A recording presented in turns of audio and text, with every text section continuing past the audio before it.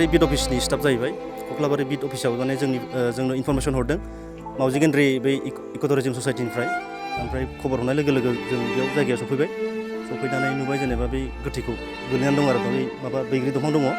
बैग्रि दंफां सिङाव माने उन्दुनानै थानाय आरो जेनेबा गोथैया बिथांखौ सिनायबाय औ जोङो न'खरनि मानसिजोंबो फन नाम्बार लालायनानै रायलायनो मोनबाय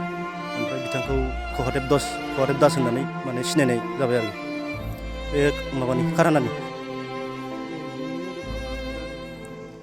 दागोआथ' दा बर्थमान बिदि नायनाय जाथ'वाखै गावसोर माने पुलिस डिपार्टमेन्टनिफ्राय फैदों माबा सिमलानिफ्राय बिसोरो दा नायहैगोन पस्टमर्टेम खालामगोन